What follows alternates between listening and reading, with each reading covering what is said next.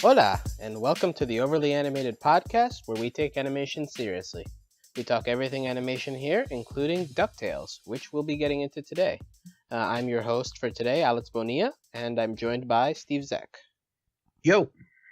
Today, the two of us will be discussing the latest 3 episodes of DuckTales, The House of the Lucky Gander, The Infernal Internship of Mark Beaks, and The Living Mummies of Toth-Ra.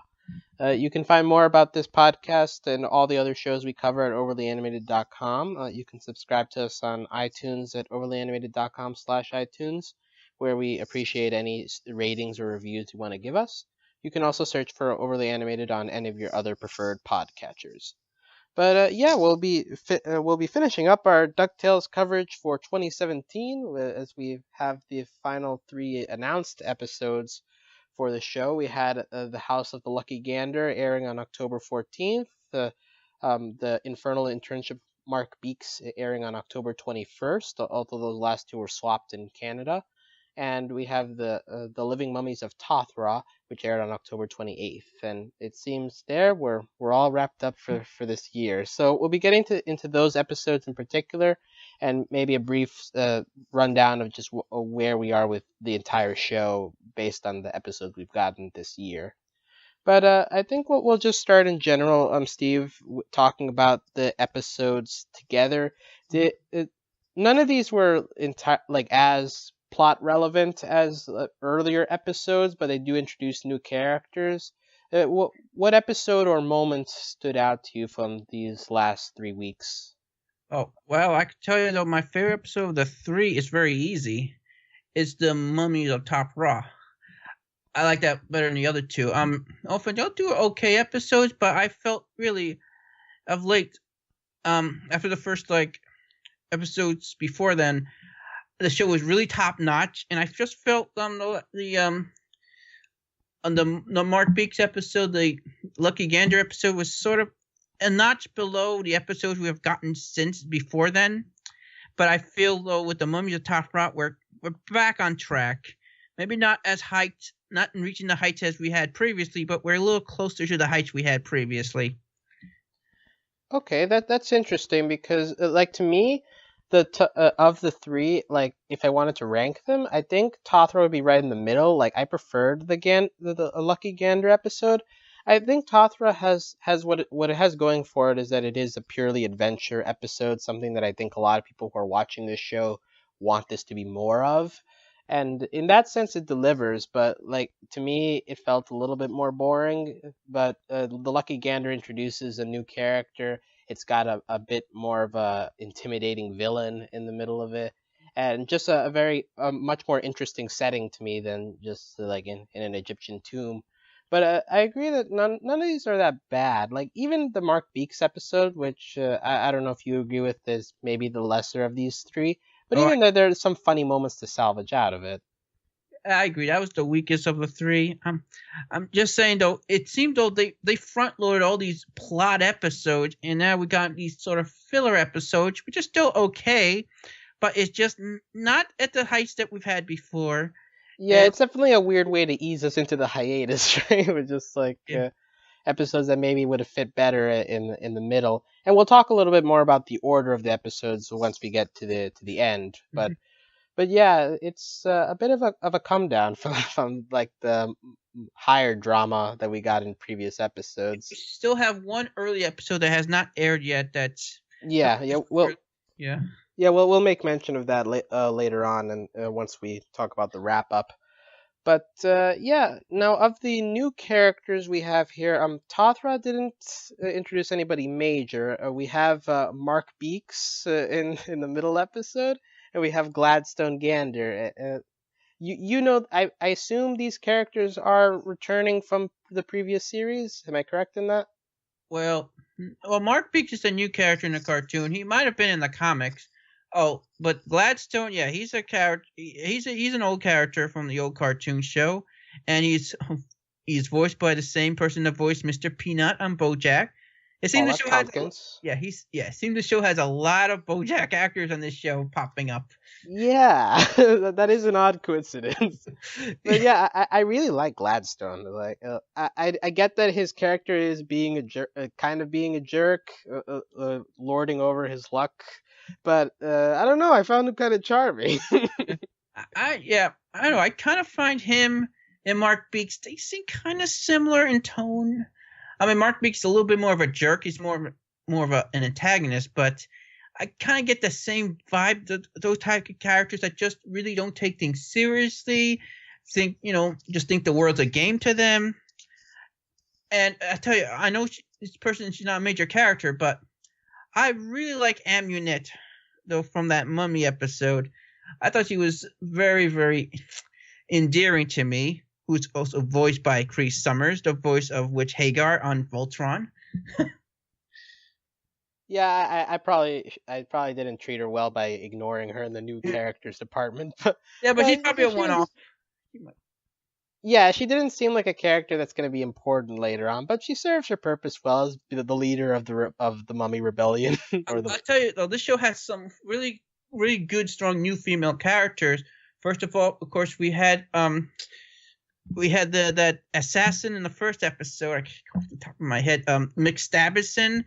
And then, of course, we got Lena, and now we got Amunet. I mean, this show's really on a roll here when it comes to these new female characters. Not to mention Webby, the new Webby. Now you made me feel bad just by remembering there was no Lena in any of these episodes. Yeah, that's also a big point too. When there's no Lena in it, it's sort of it's a downer a bit. It kind of takes the quality down a bit. We've kind of been spoiled on her. Yeah, admittedly, we got spoiled by getting her 2 episodes in a row. But yeah, like Gladstone. Well, I like him, but he's no Lena. Yeah. But yeah, and I guess in general, another thing to talk about it is the kids. To me, this show I've been struck. At least for me, I know others have picked up on this quickly, but to me, like, it's still hard for me to pick out their personalities. Like, it still feels like they blend. Like, some days it feels like Louie's the lazy one. Other times it feels like Dewey's the lazy one, and like they share their smarts. And just all in all, like, I know they're trying to give them different personalities, but to me, it's still not totally working. How do you feel about how they've done with fleshing them out? I kind of sort of disagree and agree. I agree with you on Dewey. They really has not really defined his personality so much, but I think they have done a pretty good job defining Huey and Louie's personality. I kind of get what the type of character they're supposed to be. I'm still not sure about what Dewey's supposed to be outside that he's very interested in finding info about his mother. That's what I get from Dewey. Well, yeah, that, and he's just eternally chill. Yeah. Like, just not really caring about anything. But so I guess there are traits that stick out, but it's just like in the episode, like it always takes me a while to figure out, okay, which personality should I be expecting here. But Huey, it does seem to come. Huey is definitely the more, he's the more like a booky guy. He's the more like everything got to be factual, the more scientist guy. While Louis is definitely he's the more like lazy guy, just thinking easiest way to make life work for him. And I guess Dewey's the more adventurous type. But we really haven't seen much of that in these latest episodes. Yeah, and the thing is, like, with the Mark Beaks episode, it feels like Dewey was kind of being, like, very letting things come to him rather than actually... Yeah. I guess the environment doesn't provide for him adventuring, but it just felt a little out of place since I would associate that behavior more with Louis. Well, you think they're hard to tell now. You obviously have not seen the original show. Believe me, it's much harder to tell in the old show. Yeah, I'm sure people who have more experience with the characters are like, oh, okay, these are 3 totally different characters. But like people who are just jumping in like me, maybe I'm in the minority, but it's just it's still taking me a bit. Although I do think that they're slowly getting better at it as we continue to get acquainted with the characters. Yeah, well, yeah, I think the show is sort of taking a page, trying to do what a show from the 90s called Crack Pack tried to do with the nephews. Only I think it's doing a much better job. Quackpeck was a disaster, but that's another story. Hmm. Well, speaking of disasters, Donald Duck. No, uh, no, but we should talk about. I guess we'll breeze through the episodes, and I guess we'll go chronologically. So we have the House of the Lucky Gander, and basically the through line there is Gladstone Gander, who is the luckiest duck in the world, versus Donald Duck, who always fails at life apparently. I feel bad for Donald. Like this episode particularly is like, oh, I want Donald to succeed at things. Why don't they let him succeed? I've always felt that way about Donald. I've always been on his side. I know. I remember like the old Mickey Mouse Club theme song. They always sort of was down on Donald. I'm like, oh, I'm always been on Donald's side. Donald Duck, I always thought he's definitely more funnier and more interesting character than Mickey Mouse. There, I said, I'm sorry, Donald Duck. He is, and probably he's a little better than Goofy. I prefer him over Goofy, but I could go either way with them. But they're both, I think, they're more funnier than Mickey. Mickey is just generic to me, but that's. I mean, I'd be perfectly fine if Goofy just popped out of nowhere for an episode. Yeah. Oh yeah. Well, they have like this setting where another cartoon show, Goof Troop, takes place is in this universe, so you never know. Maybe. The person I want to see most is Daisy Duck. I want to see Donald's girlfriend, love interest in these classic Disney shorts appear in this show. And in the comic books, interesting enough, there was sort of a Donald and Gladstone. They have like a rivalry over Daisy's affection. Yeah, I read about that, and like in this episode, it doesn't come off exactly that way. Although you do get the sense that the jealousy is a bit more than just the luck parts. But so that would be interesting if they wanted to add that in. Although we haven't gotten any mention of Daisy so far. Well, listen, if Daisy's not in it, I'm still on the Donald and Gabby McStabberson ship. Well, we're not stopping anybody from shipping anybody here. Yeah. But so we have it opening at them arriving at Gladstone Gander's casino at the city of Macau. I appreciated that pun very much since Macau is a popular casino island in China. But just the city of Macau, I was like, okay, good job with the bird puns, starting early. But they land with Launchpad McQuack, who's like, okay, I gotta go check on my girlfriend. She's having problems. He just disappears for the entire episode and return. Like by the end, he just appears in ninja costume. I enjoyed that gag very much. Do we know if Launchpad actually has a girlfriend or? No. Well, he never had a real girlfriend in the old series, but I really wanted to see that story. It would have been very interesting. I think maybe that's the point. It was sort of the joke that we have a very interesting story off screen. Yeah, it's definitely funny, the idea that we see him just kind of bumbling around, but like when we're not looking, he's actually very competent at figuring things out by himself, maybe. Mm-hmm. And by the way, it appears his girlfriend species is a panda. Oh, well, that's just stereotyping. Just because they're in China doesn't mean it has to be. No, but he had a baby panda with him when he came back, and some people surprised that could be his girlfriend's kid. Huh. Well, okay, I won't rule that out then. But so meanwhile, while he's fighting other ninjas, I guess, I don't know. But meanwhile, the family of Scrooge and the nephews and Webby go up to meet Gladstone, and he's having a massage, and they're just like, okay, you brought us here for nothing. So Scrooge tries to leave with two of the nephews, and they get lost in the casino. And we have this split up again. I think this is just how every DuckTales episode is going to go, that we're going to split the nephews up into like different combinations. But this time we have Gladstone being stuck with Louie. Yeah, right. Mm-hmm. Yeah, and Gladstone shows Louie around the casino, and Donald gets stuck there too. Donald being unlucky at various casino games. But then, like in the middle of that, like Donald gets tackled, and when Louis calls him unlucky, Gladstone says, "I'm counting on it," and like that was the first time you get the feeling, oh, okay, what's up here? And like I couldn't figure it out at first. Props to DuckTales for not not giving that away too quickly, at least to me. Did you figure out the twist?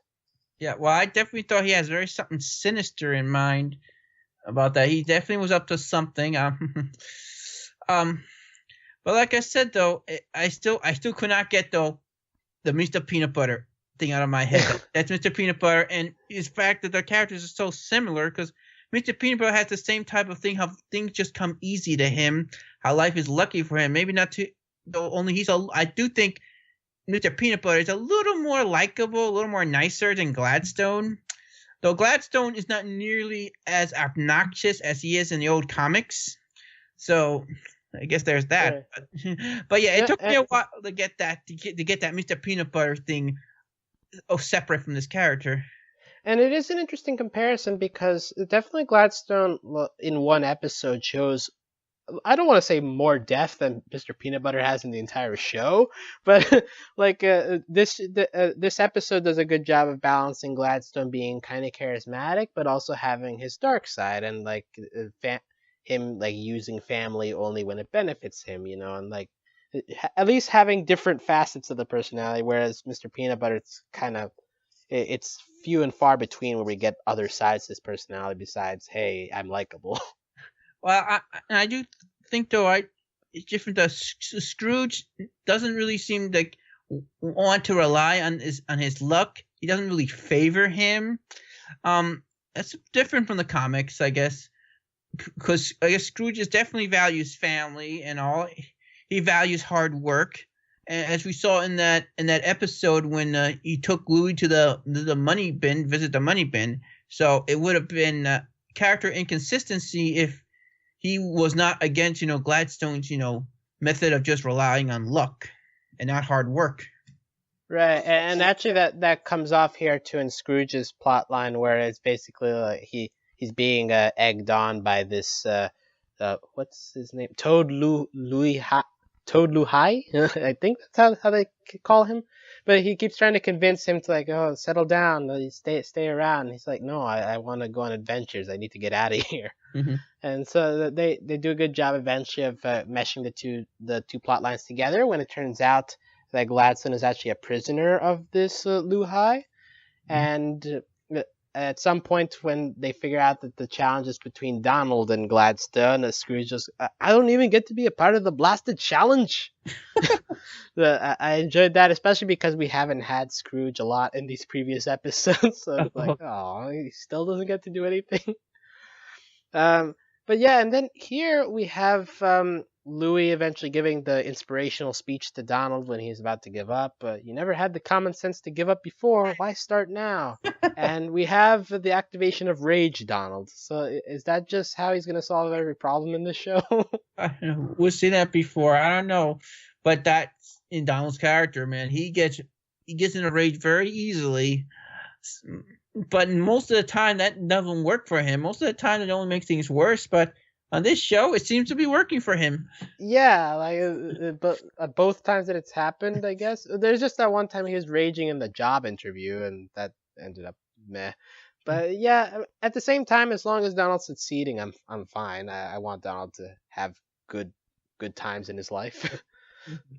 And so yeah, it turns out that they try to do a bait and switch where Gladstone wants to leave Donald behind to trade places, but eventually Scrooge works out a negotiation where the monster gets to keep Donald, and everyone's like, Scrooge, why'd you do that? And then he's like, 3, 2, 1, and of course the monster kicks Donald out because of his vast unluckiness. The end. Yeah, I kind of knew that was going to happen. Yeah. Scrooge knows Donald better than anyone. But yeah, I enjoyed Gladstone on this episode. I think there were a couple of good jokes with how they handle Scrooge being lost in the casino and just in the surroundings. A solid episode for me, even if not one of the best of this show thus far. Mm-hmm. Yeah. Yeah. So then we moved on to the Infernal Internship of Mark Beaks. So Mark Beaks, I guess we already called him kind of like a similar kind of jerk, but this one even more superficial. It seems to be a send up of your classic Silicon Valley tech startup person, just following up on all the hashtags and social media stuff and Yeah. hyping up products without actually having something big I think in the the point is, works. I think the point of this character was to make fun of millennials. Yeah, it feels like a joke that people have done in general a lot. At the same time, though, I do like the one I liked here was Falcon Graves, who's the saboteur sent to mess with Mark Beaks, and just him being fed up with everything around the entire atmosphere. I related to him more. Oh, I liked him. He reminded me though as the chief of Fowl from Darkwing Duck. His character design and his personality. Mm-hmm. If you know, and it's confirmed Darkwing Duck's going to appear in this series. So I'm keep wondering though, is there a connection there? Yeah, it's definitely interesting that there's a lot of, I think, characters that fans are waiting for, and this early we're introducing a new character in Mark Beaks that it seems that wasn't expected.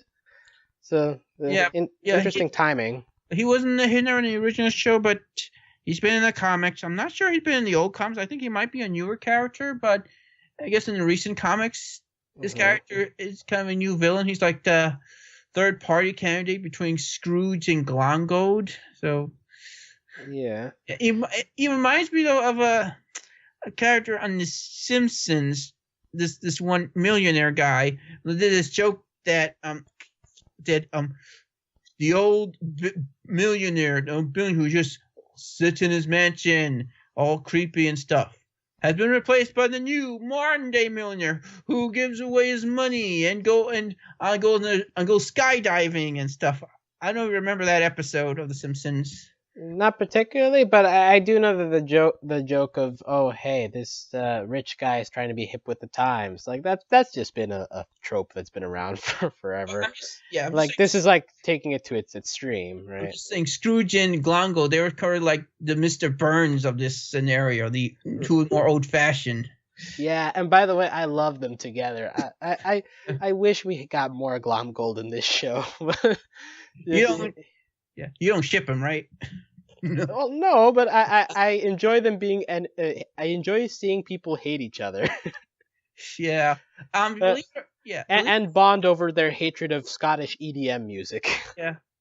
And I don't know, in the old show though, there were actually, believe it or not, a couple of times when they teamed up, believe it or not. So this is sort of nothing new. Though I don't think teamwork never really happened in this episode. They were just sort of planning it, and it just never went through. But yeah, it's just Glomgold planning over and over again. And it's like, okay, we'll put him on a boat, and then we'll send the boat into a volcano. And then we'll put sharks in the volcano. It's so over the top, and even Scrooge is like, wait, how are we gonna do it? Where are you planning to get the money for this? I'm not paying for it.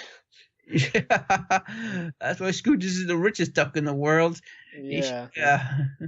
But then the other plot line besides Scrooge and Glomgold is Huey and Dewey bickering over who would be more successful, and so they both get an internship. Huey is doing everything right. Dewey's just letting things happen, and they both end up in the same place. I get a kind of a parallels between Huey and Dewey with Donald and Gladstone. I guess, yeah, because like Dewey's not really putting much effort, but he's still getting things done, and Huey is putting all he can, but he ends up getting the short stick in the end. Yeah, and actually, it feels a little bit like a joke aimed at like fancy titles where Huey ends up getting just a job and Dewey ends up being called VP of Fancy Business. Just like giving people nonsense job titles. I can definitely see that being a reference to just the tech business in general. Mm-hmm. But then it turns out that Mark Beaks' project was a hoax, and he hired this saboteur on his own just to pretend that it was stolen, and Falcon was about to throw him off the roof. It was a whole weird battle sequence that I guess the only thing that I remember out of it is just him jumping for his phone and just typing hashtag YOLO. Oh yeah, it's hilarious. He nothing can get him stop him from texting. But Yeah. I knew like early on that Beaks hired this guy because we went with Scrooge and Glongo. They were still planning they're still plotting their little plan. So I knew it wasn't Glongo. It couldn't have been him because he was not done with his planning. So by process by elimination, the only person left has got to be Mark Beaks himself. Yeah, it took me by surprise, but I guess it should be expected because Mark Beaks is just kind of weird this entire episode. But yeah, to me, it worked. The twist worked, even if it just ends up making him look more like a jerk in the end. And But that's the point. Yeah, and I don't know though. Mark Beaks, he doesn't really come off as a complete villain. He's just more of a jerk antagonist. And the way they hype him up in the opening, he looks like much more sinister. I kind of wonder though, is he going to take a more sinister turn? Is he going to become more evil later on, or is he going to stay the way he is now? Well, I get the feeling it's just going to be a goofy villain or nuisance to the millionaires. Like, we might get another Scrooge Glomgold Mark Beaks thing where Mark Beaks is just annoying them. I think, yeah. I think maybe the only way maybe that could happen, become more of a threat, is maybe if he somehow teamed up with a villain, like someone like Magica, or I don't know, Ma Beagle or something. And I have a feeling that Gyro guy needs to come back at some point. Could you see like a partnership between those two? Maybe. I doubt that. And speaking of Gyro, I saw it just me though. Gyro and Mark Beak, don't their faces look sort of similar? And they're all ducks, of course. No, I was saying that the tone, like the shape of their face, the kind of mouths. And I was for a moment, I wasn't sure though if Gyro was that villain, that fourth villain in that opening, but then I had to pause it and definitely had different skin tones, different skin colors and stuff. So I was so relieved, like, no, Gyro's not a villain, at least not yet. At least not according to the opening. He could still be a good guy. I don't want him to be evil because I know him from the old show, so I have a little bit of emotional connection to him. No, yeah, in hindsight, I think I called him Gyro when we talked about that intro at the beginning, but you might be right that was actually Mark, and I just confused the two because I didn't know who Mark Beaks was yet. But, yeah, that happened to me too. And also, though, like I said, he also looks like a Darkwing Duck villain as well. I keep mentioning Darkwing Duck. I'm sorry. You just want Darkwing to show up at some point. Okay, maybe in my head I'm thinking of that. Yeah, but yeah, I think overall, while this is the weakest of the three, but would you say it was a funny episode? Like I think I laughed the least of this, but well, listen, it was still a good episode. There has been no bad episodes of the series, but it's probably my least favorite. Yeah, like the Scrooge Glomgold stuff. Like, to me, that's what saves this. Yeah. I'm just the main plot though. That just it's all right. Yeah. Just before we move on, Glomgold has a fake beard at the end. Is he pretending to be Scottish? Is he pretending to have a beard? What's going on with his? I have no clue. The whole fake beard took me by surprise. So. Yeah, because for faking the beard, that's already an important part of how I envision you. So now I have to question your entire person. Well, by the way, yeah. And one thing about Glongo's character has always been this. I don't know if I mentioned last podcast. His character is supposed to be the anti-Scrooge in terms of he has no like family. He has like nothing holding him back. He's just all about himself, all alone. So, and I was thinking.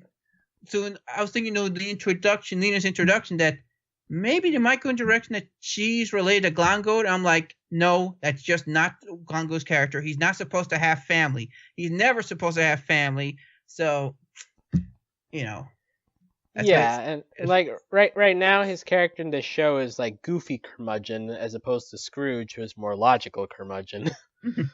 But so wrapping up, we moved on to the Toth-Ra episode, and this is like the most traditional episode, traditional adventure thing. because we have Scrooge and his family going into an Egyptian tomb.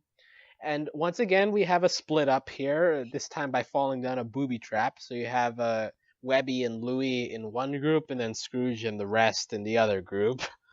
So once again, that came very early.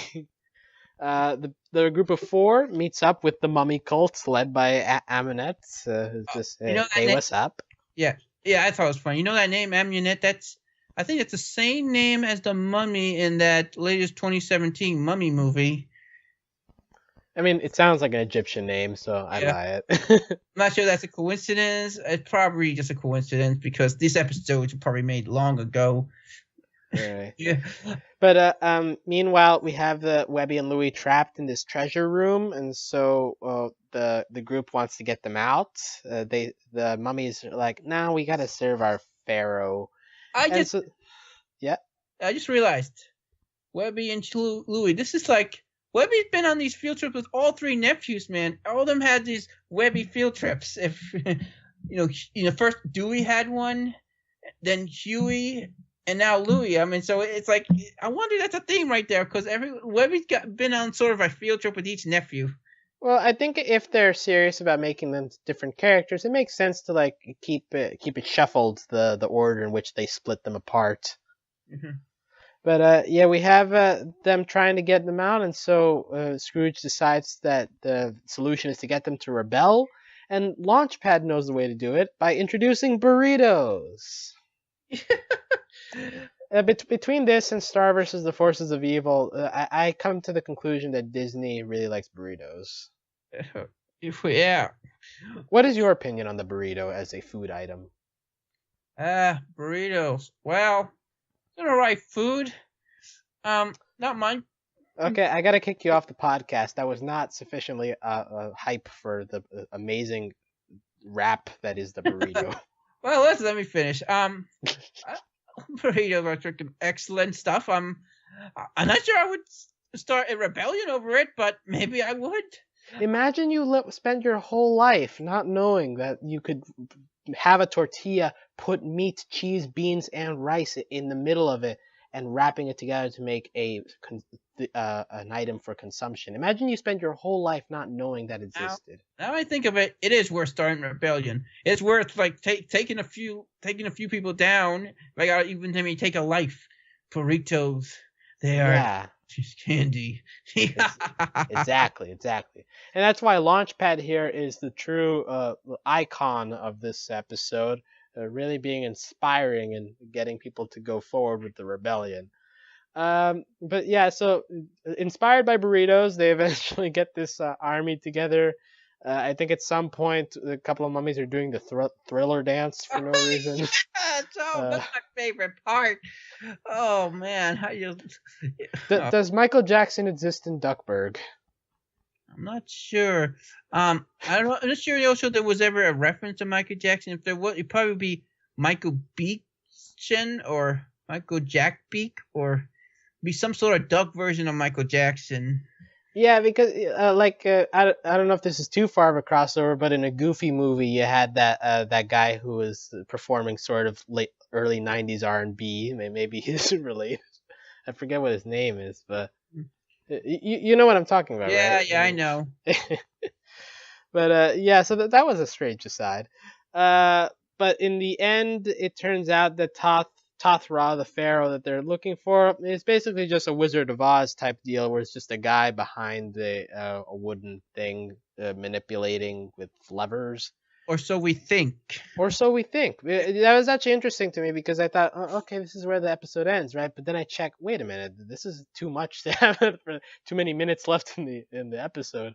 But then it turns out they push Toth-Ra off the throne. He passes over this seal on the floor, and he wakes up, and it turns out, oh wait, this is actually a real thing. This is a real monster. So I enjoyed that. It definitely woke me up at that point in the episode. But and they locked that guy, the fake pharaoh in a coffin, and presumably they're gonna leave him there. So presumably he's gonna die. Very dark. I guess you'd think he's strong enough to open the coffin by himself after enough time. But I like to think in my canon he's dead. How morbid of you. Then again, this is a tomb. So, It's Halloween so, time. Well, Halloween so just passed, but it's that time of year. You gotta yeah, be a little morbid. yeah, somebody's got to die.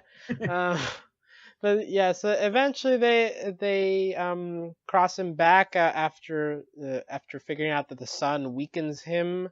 They wrap him up into a burrito, so completing the rebellion as the Mexican food gods intended. Uh, and yeah, just ends up happy with the mummies starting their own Mexican food truck. Launchpad spends $9,000 on 100 quesadillas and tostadas. Hmm. All's well that ends well, right? Yeah. Well, Scrooge actually paid for that. Well, yeah, But yeah, yeah. Technicality. Uh, but it's Launchpad who inspired everyone to purchase such foods.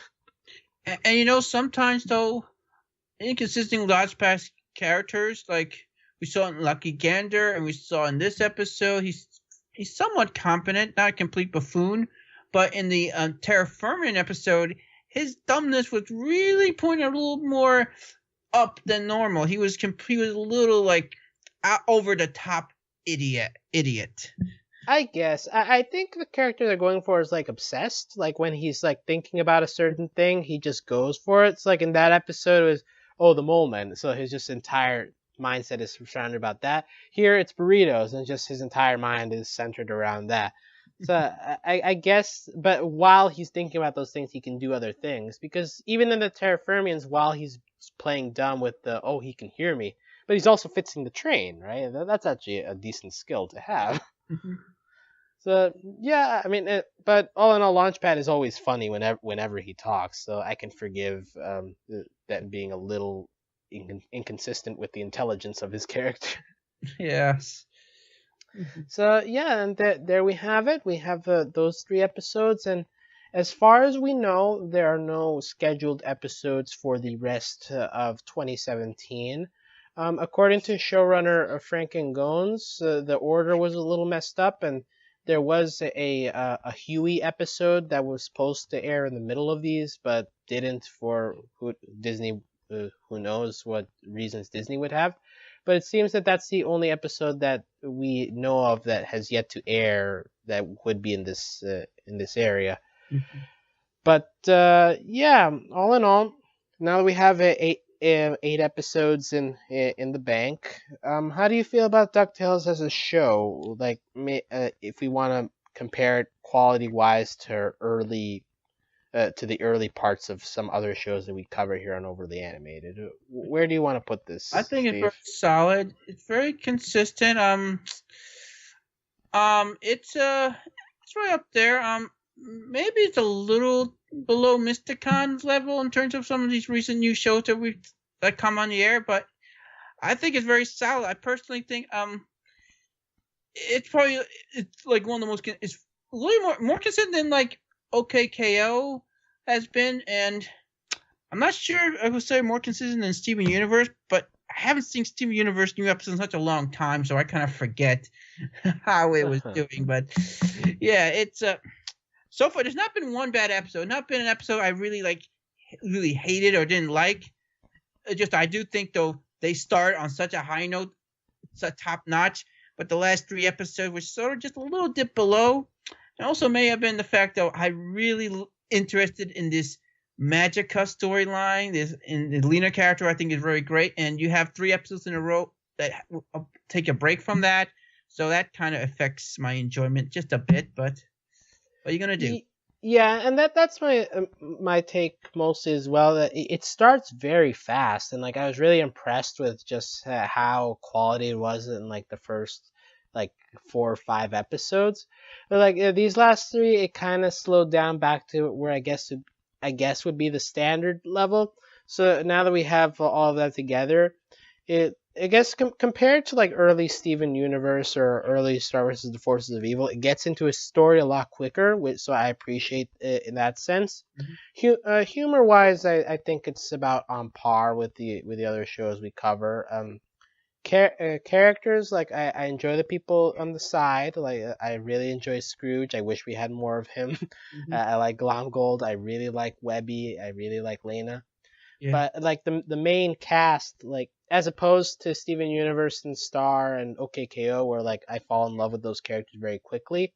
This main cast, it's still taking me a bit to like really get an emotional connection with them. Yeah, Even yeah. I think the weak characters so far kind of are the nephews, and I haven't seen enough of Donald. Really.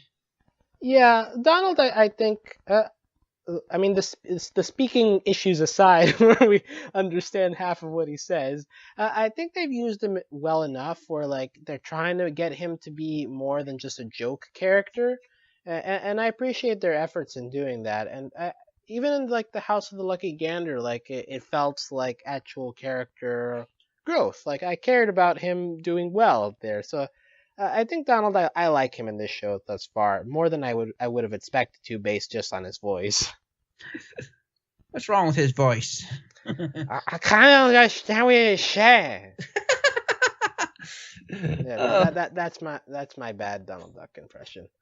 But on that note, I guess we'll wrap up here. We want to thank all of you who have been following our DuckTales coverage through this year, and we'll be continuing to cover it whenever it comes back. Maybe it springs a surprise on us before Christmas, or if not, you'll hear us again in 2018. Yeah. But you can find out all the info on this podcast at overlyanimated.com. You can discuss with us about DuckTales or any other animated show we cover on our Discord. You can join us there at overlyanimated.com/Discord. You can also support us via Patreon financially at patreon.com/overlyanimated. We would really appreciate your support there. We want to give thanks to all of our current patrons, especially our patron of the podcast, Kent, aka Kent Brockman. And thanks as always to our Patreon executive producers, John, Ryan, Steve, Andy, and yours truly. So did you have any final thoughts, Steve? Well, first of all, need more Lena to come back. Lena, where are you? And who knows, we might have a little surprise Christmas gift for you guys, but we'll see. Yeah, we'll definitely see. But we'll keep that very vague. But on that note, thanks for listening, guys, and we'll see you next time. Adios. Bye-bye.